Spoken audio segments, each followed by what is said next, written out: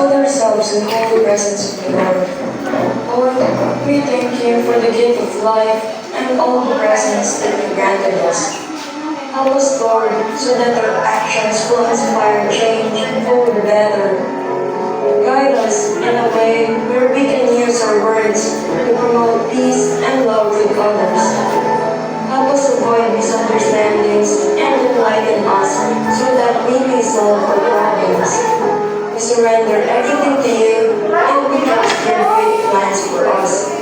And we are always full of gratitude with all the things that you provide for us. We hope that you continue to shine your light into our lives. All this we ask for your powerful name. Amen. Father, the Son, the Holy Spirit. Amen. Before you take your seats, let's have an energizer. But this energizer is quite unique than other demonstrator because I want to divide the class into 4. This will be group 1, group 2, group 3, and 4. Group 4 will be James Clark and Hamid. For group 1, your task is ako'y gising. For group 2, hindi tulog. For group 3, ako'y gising. For group 1, ako'y gising. For group 2, hindi tulog. For group 3, nakikinig. At for group 4, wow. So for group 1, I want you to do like this. Ako'y gising. Ako'y gising. You want stand up, ako'y gising. Then for group 2, you want hindi tulog. Then for group 3, nakikinig. At for group 4, wow! Let's start. Wow! Now here's the pattern. Now here's the pattern. Practice. Ako'y gising. Sige, practice. Let's practice. 1, 2, 3, go! Ako'y gising. Hindi tulog. Nakikinig. Ako'y gising. Hindi tulog. Nakikinig. Okay, let's have a quiz. Sit down. Once your turn, you will stand up. Okay, let's start with group 1. 3, 2, 1, go! Ako'y gising. Hindi tulog. Nakikinig. Wow! Dili mo. Oh, di ka talaga to.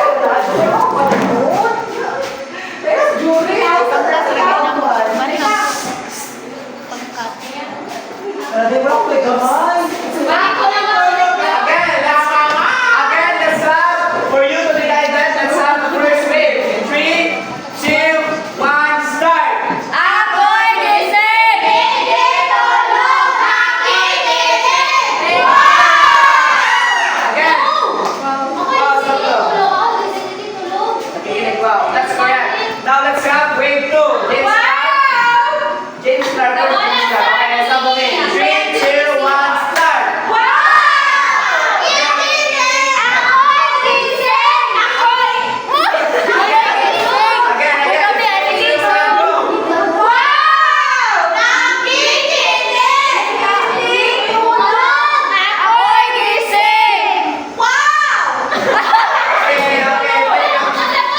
Thank you so much for participating. Before you take your seat, I want everyone to look under your chairs if there are chunks of papers and if there is, put it inside your bag. Sean, please keep quiet. Thank you, teacher. Now, for the general attendance, I'm only asking the class secretary to list down all of the Okay, absent. teacher. Sean, please be respectful. Yes, teacher. Now, for us to be guided, I have here our classroom rules. But first, you need to read this.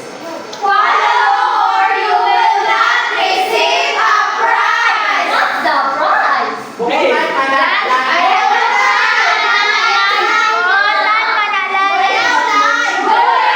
Okay, now read the classroom rules. Be carefully to everyone's ideas and instructions. Yes. Act responsibly and make good choices. Learn actively by asking questions and staying focused. Always be respectful to classmates and teachers. Yield kindness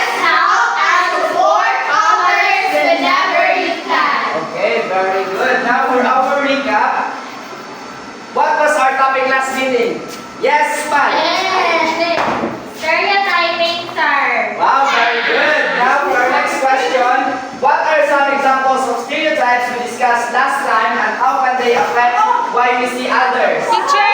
Yes! Gender stereotype. Wow, very good. Now for the last question, why is it important to be aware of our own stereotypes, especially in the way we think, speak, or make decisions? Yes, you should get around Because we don't know how others will feel if ever we have stereotyping that is not true and is not factual, which is going to be the big thing that we should always bear in our minds, that we should always think outside the box. Wow, thank you so much. And also, let us always think about us being in their shoes. How do we feel if ever we are in their scene or in their life? Yes. Like we are going to give conclusions about their identity, their characters, their behavior, and everything. And it will always affect how people always see or overlook the technical side of everything.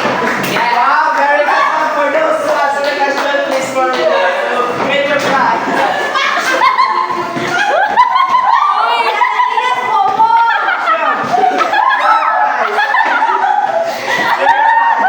Budget sana kami kwarta si Iske. Other boss. Now we're ready for our next activity. Now for our first activity, it is entitled Cat Mask Up. Now please read everyone. Two volunteers from the class will be chosen to create an artwork, drawing, or a poem based on their own preferences. They have the free will to create any artwork or poem they want. One volunteer will use a plain short bond paper and a pencil, while the other may use a ball pen and a plain short bond paper. Once done, the class will be asked by the following questions. Now, who wants to volunteer? Yes. Five. I want five. Yourself. Yes, five. And Angel. Yes, that's all. Angel and five. Now, I want five to draw, and I want Angel to break a poem. Draw. Anything. Now, before we proceed with our activity, let us read first our questions, because after which they are done, you are going to answer. For question one, everyone, please read. What do you notice in the whole and the drawing? What words and images have you used? For the second question, LJ, please read. What do you think these words or images might represent or mean? Okay, thank you. Now, for the last question, Miss Regine. Can you connect this to something in real life or something the creator might be interested in? Ano ito yung mukha? Thank you for reading, because after they are done, you're going to answer.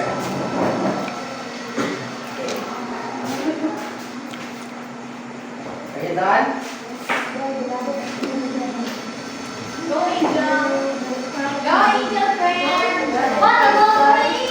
Ten, nine, 8, 7, 6, 5, 4, 3, 2, 1. Okay? Are you done? I want you to present your work without saying anything. Yes. Show it to the class. Show it. Then I want Angel to read your poem. Go, Angel. In front. Okay, so my poem is entitled It All Began at Home. In the quiet corners of our cherished space, my skills first started to take their place. Every love, each year, and prayer so true, guided my heart through paths I never knew. At home began each little dream, alongside Mama's hug, warm and serene. In her touch, I found my strength to rise. In Papa's words, courage in the sky. Wow, very good. Now you can stay at this side as I'm going to ask a question. The first question, can you please read and answer, Shanian? What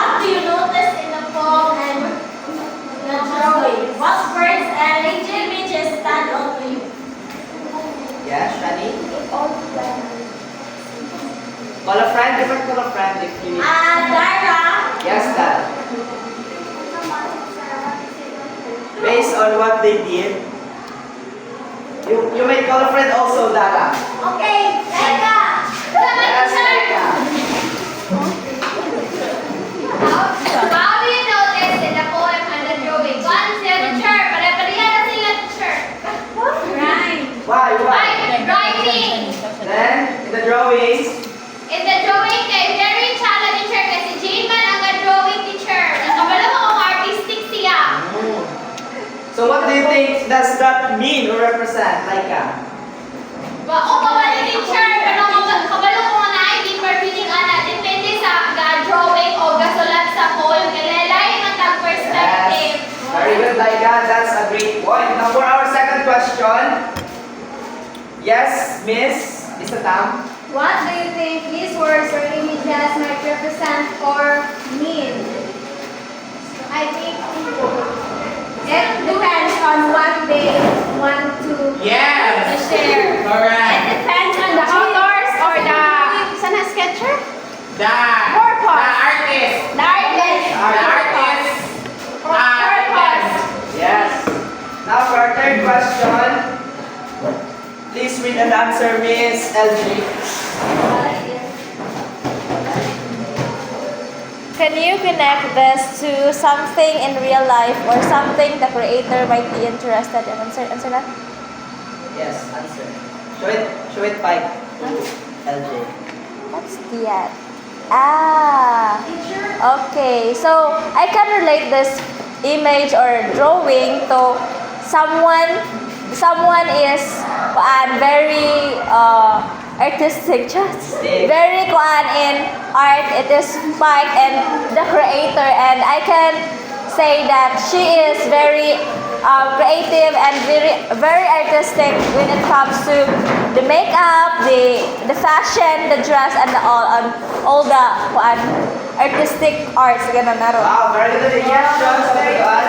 Well, I can say that the drawing that she made was a representation of her life, her interests, and her hobbies, which is something that is very, very good, where she is able to express her emotions, her feelings through the creation of makeup, and this helps her to mitigate her sad feeling. Right? Yes, correct. Yes. Very good, Susan. Yes, something to add, Aina. Teacher, I would like to add that the creator might be interested in mga daily life niya inside the house, mga daily routines. That's why the creator made that poem in the drawing.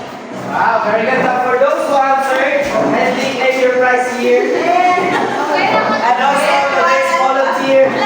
Yay! Formalize. 1, 2, 3, 4, 5, 6. Yes. So what do you think is our topic for today? I think it's Lalay. Lalay.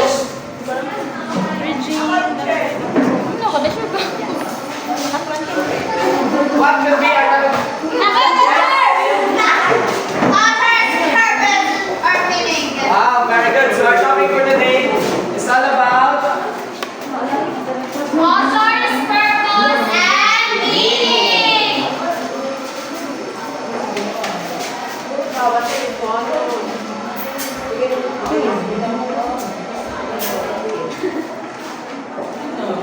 Author, purpose, and meaning. Wow, teacher. Nahiwi lagi na teacher. grade sa class. Tawagin yung teacher. Now for us to be guided, please read our classroom office. Identify the author's purpose and explain the intended meaning in a short text or video with 80% accuracy. Draw a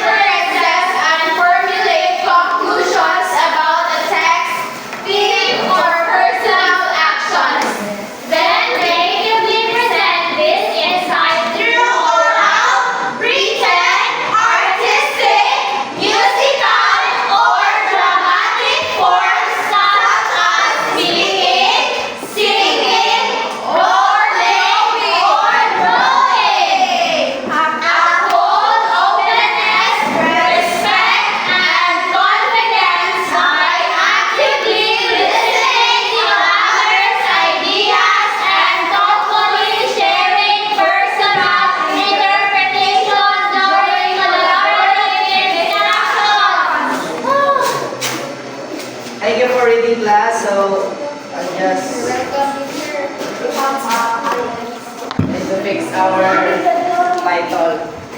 It gives us all.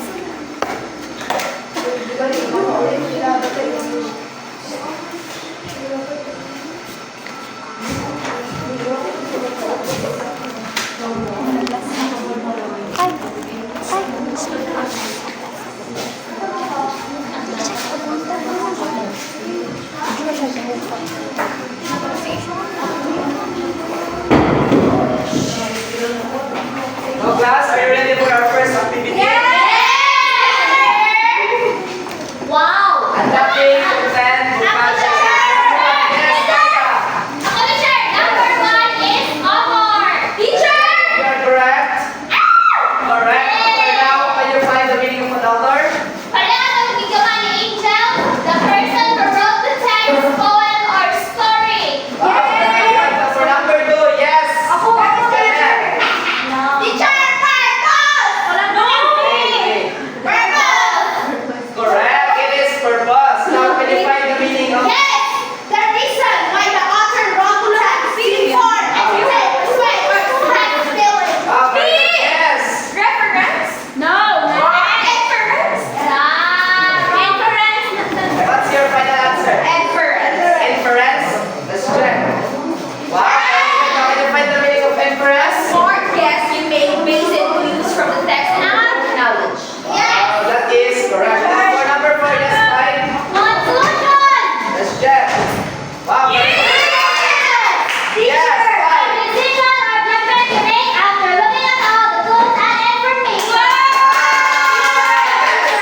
Yes, very good. Evidence. Wow. The legal or clues to the Correct. text that avoid inference or confusion. Very good. Those answered from the line. Now count. You must count after you receive your prize. Go. 1, 2, 3, 4. Wow, thank you so much. Now, are you ready for our next activity? Our next activity is observe and think.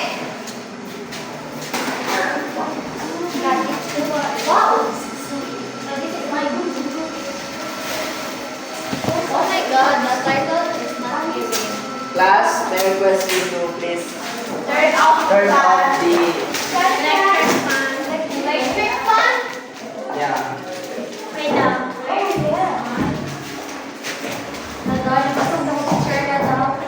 No. Pwede na ako.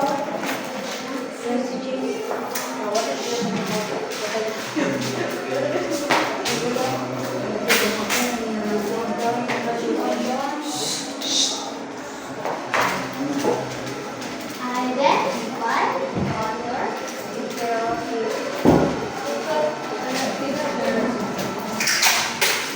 Ikat lang ito nila. Sige, matapos Say.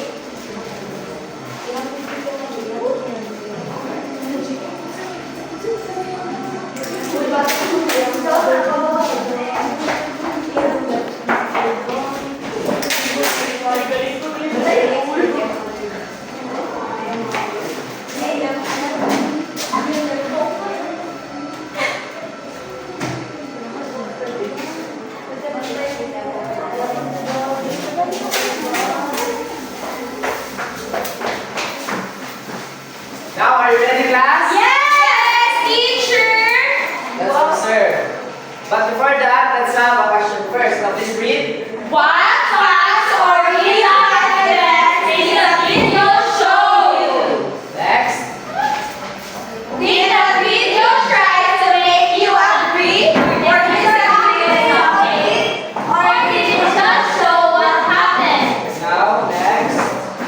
After watching the video, what do you know that you didn't know before? Are you ready to see the video? I'm so excited.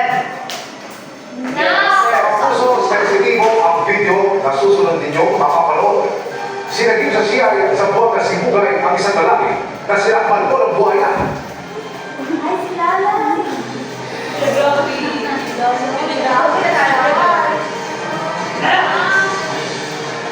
Namimitig sa sakit ang lalaki yan habang kagat ng buhaya sa isang public park. Inagkas siyang kinaladyan at ibinasiwas ng buhaya. kung mawala lamang sa magandang buhay at patulugin na may-ari ng parke ang pangalaharan. Agad, madalas yung biktima at tinapatan ng first aid ang sugat niya sa bibig at braso. Agad din siyang dinala sa ospital. Sa investigasyon ng pulisya, napagkalaman sa kaat ng biktima na may sakit ito sa pag-iisip. Nangako ang may-ari ng parke na sasagutin ang gastos sa pagpapagamot ng biktima. Pansamantalang din munang ipinasara ng DNR sa Baga Peninsula ang parke. Hilak mo na niya yung mukha. Agoy, kinukulay! Maloy ka, Lay! Lay! Lay, maloy ka taon, Lay! Kaya nga, o, Lay! Alam ano yung sunod ng kagalangga?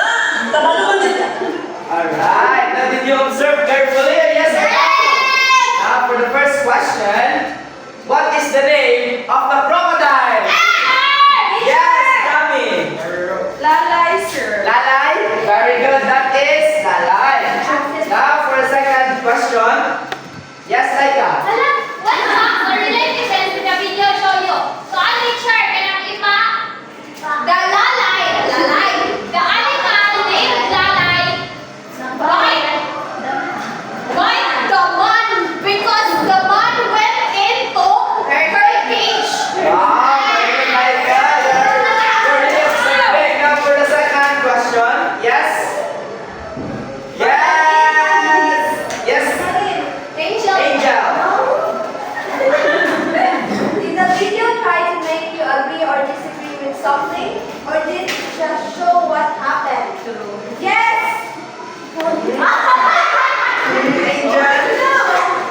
Yes, it shows. It just shows what happened. Yes.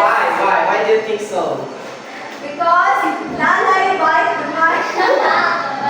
Yeah. Yes, Angel? Lalay?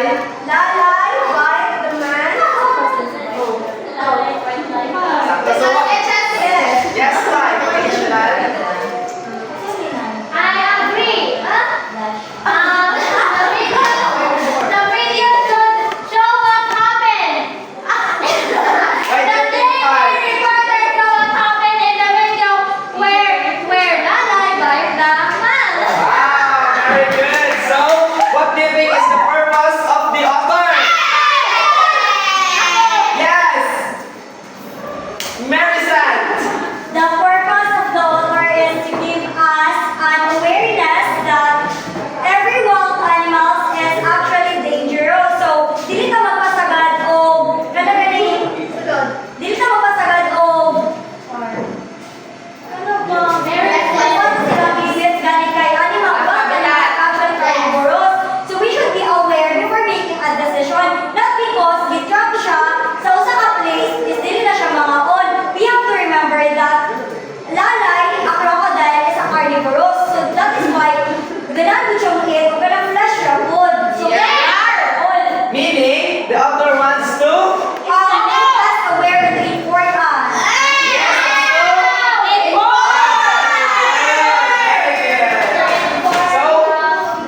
In today's discussion, we are going to focus only on the purpose of Now for our next. Kapuso, sensitibo. For our next material, I want you to read the narrative of the report. But before that, again, let's finish first the question. Based on both the video and the narrative, what do you think caused the accident? Was it purely an accident or a result of a poor decision? Now, for number one, I want to assign Laika to please remember this question because after which we're done reading the narrative, you are going to answer this question. Now, for number two, please read. Yes, everyone. What clues in the narrative show that the man ignored safety measures? Why do you think he made that choice? For number two, I want to assign yes, Maricel. Done? Yes. For number three, everyone. If the man had followed the zoo's rules, how might the situation have turned out differently? What conclusion can you make about the importance of following safety Good question. answer this. Alright, Mary Rose, is that clear? Yes, teacher. Yes. For number 4, Do you yes. think the zoo staff acted appropriately during the emergency? What does this tell you about their role and responsibility? For the question number 4, I want Miss Regine to remember this question because after Richard done reading the narrative, you're going to answer this. Okay? Done? Okay, for question number 5, listen everyone. After learning the whole story, what is your personal judgment about the entire situation?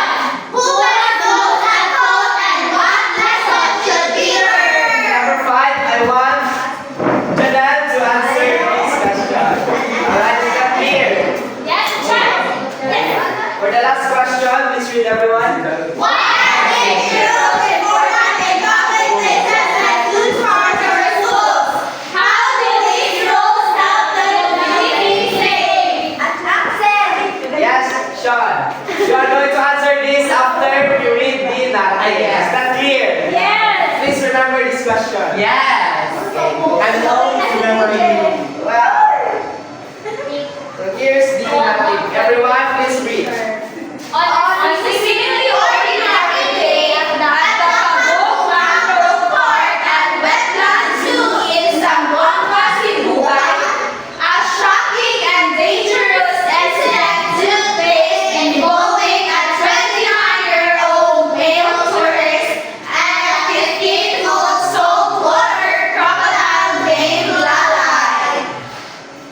According to reports, the tourist entered a restricted area of the zoo where Lalai was kept, mistaking a crocodile for a statue.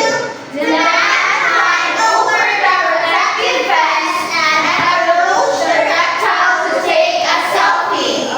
Without warning, Lalai jumped at him, biting his left arm and thigh. Witnesses said the crocodile grabbed the man in a picture and performed a death roll, a movement commonly used by the crocodiles to subdue their prey. The situation quickly turned chaotic. Onlookers screamed while zoo staff rushed to intervene. A hunter bravely struck the crocodile with a concrete object, forcing it to release the man.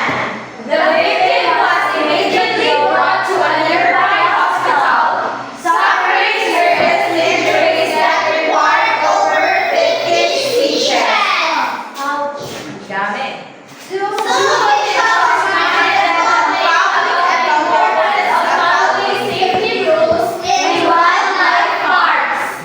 They emphasized that enclosures and warning signs are there for everyone's protection. The forest's decision to ignore these boundaries not only endangered his own life, but also put zoo personnel and animals at risk. These incidents went viral on social media, sparking debates about tourist behavior, zoo safety protocols, and human responsibility around wild animals. Many concluded that the man's actions were careless and would have resulted in a tragic outcome. Yes. Now, are you ready to answer the question? Yes! Who's assigned to question number 1? Based on both the video and the narrative, what do you think caused the accident? The reason of the accident, teacher, is the man himself. Was it purely an accident or a result of a poor decision? For me, sir, it is a result of a poor decision because narito, sir, nga restricted area ang iyang isudlan niya. Restricted man to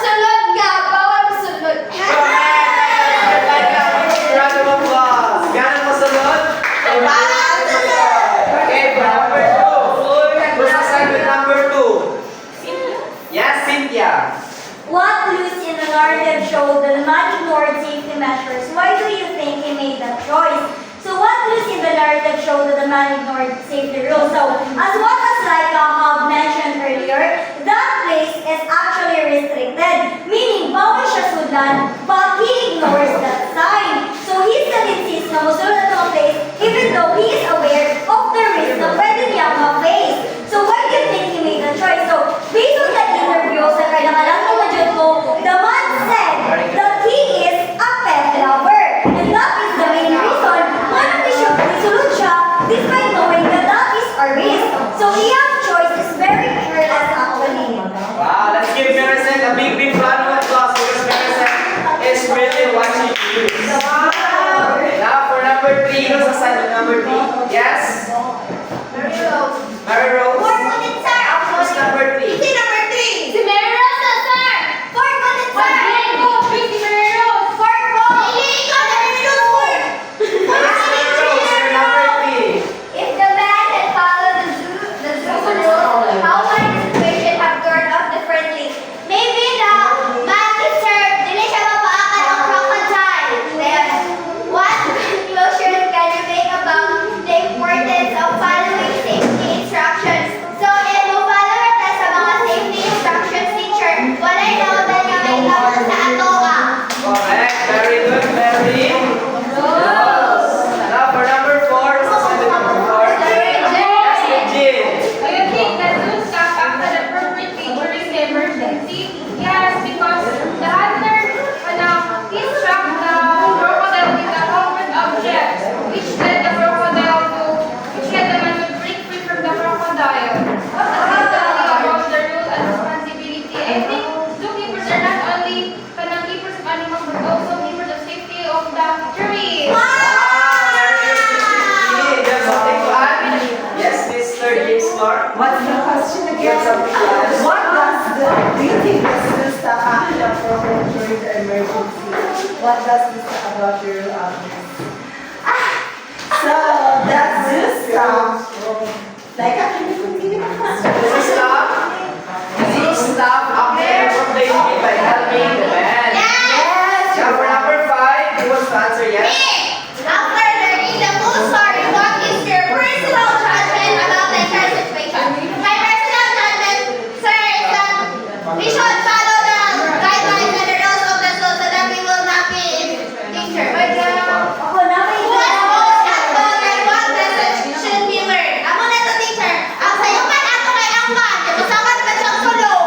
Yes. Addition. Yes. And in addition, there is actually rules that he chose not to follow that rule. That is why he should be the one na na-alphonse. Correct. Yes, Angela. In the interview, teacher, kay naman niingon nga, katong isa tong isunod kay, dili siya, ay nasa gamit. Wala ka na lang yung dirasa ng active teacher. Wala siya na isiyangan. Abi niya ang crocodile kay Statwa. Stop. Wow. So to make this clear, the man told the reporters in the news that he thought that it is a statue because he was out of his mind because nasa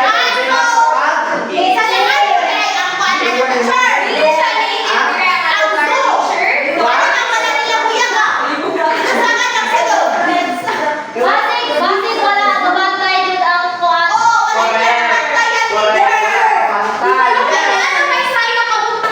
Yes. Pero di ba, teacher, it's a joke kaya ang mga gabatay na is dapat ang restrict ko siya mabawal.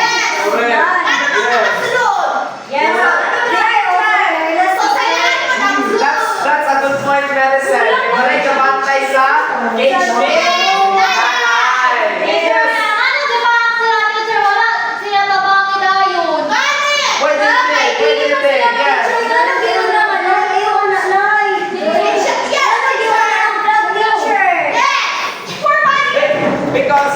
Because class, that is a crocodile and they are only humans. They do not have the skill or capabilities to stop the crocodile. Now the best thing that they could do is to make a video so that the public will be aware of what is happening. Because at the moment, they already called the yes, and the emergency team to rescue. Very good. Now for our last question. Why are Yes, Marilyn.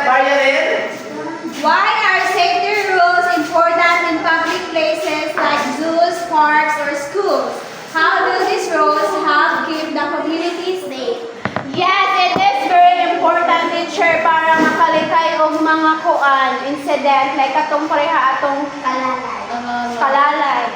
Very good, Marialyn. Now for our next activity, do you want our next activity? Titled, Let Us Connect. Wow. Go, Miss Reed. Today, you are about to learn from the video and narrative about the crocodile incident by working together in groups. Your goal is to know and process and conclusion and form some judgment about the situation.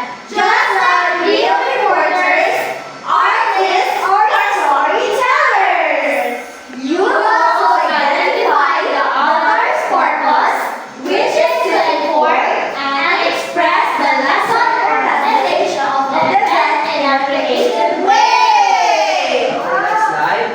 The activity divided into 3 groups. What you need to do?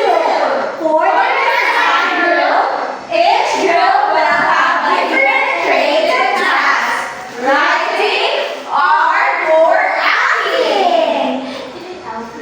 Right? For group 1, Miss Reed. Write a first-person monologue from the man's perspective after the incident. Must include what he thought when he saw the crocodile, what he realized after the attack, what lesson he learned, what advice he wants to give to others. For the group 1 and for the group 2. Create a news-style poster or infographic about the crocodile incident. Must include a clear headline. Example, tourist attack after mistaking crocodile for statue. Key facts from the event. A visual showing cause and effect. A short lesson learned or warning to the public. And for the group 3. Perform a short skit showing a news reporter. Interviewing the man after the incident. Must include 3 questions from the reporter. What happened? What were you thinking? What have you learned? Wow, thank you so much. So I think you are really excited for additional.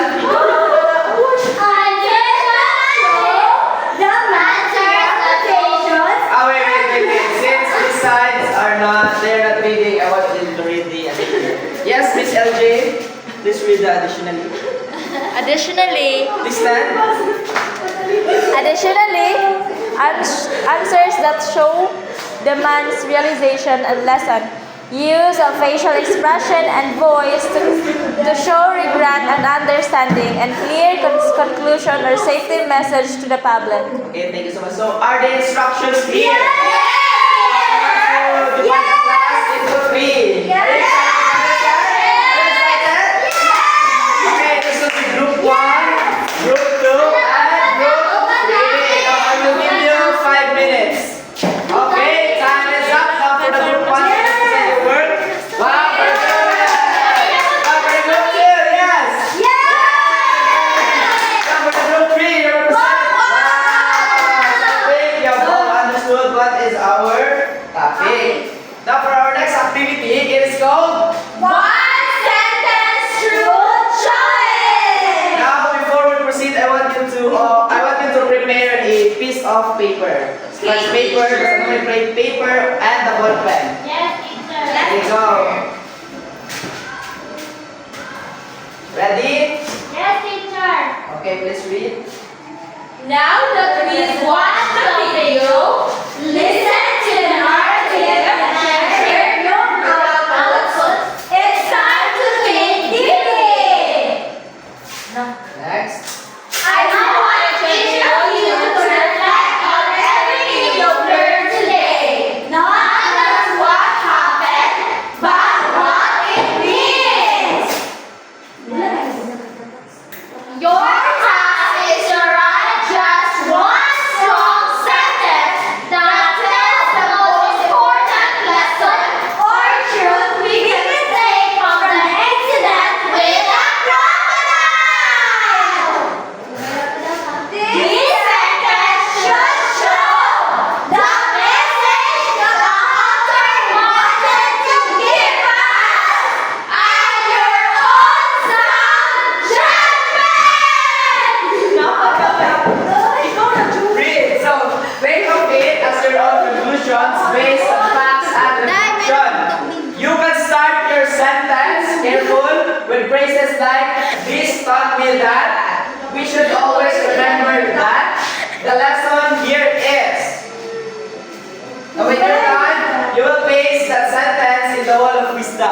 Some volunteers will be called to pick one of these pasted papers and explain it in front. Now I want you Yes. to write a one sentence.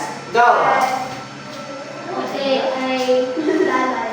I love Go. This is the generalization. Lois, sincerely apologize. I did not intend to write. Dear. Done, teacher. Done? Yes. Now I want you to paste it here in front. Hello, oh my God. Yes. Yes, teacher.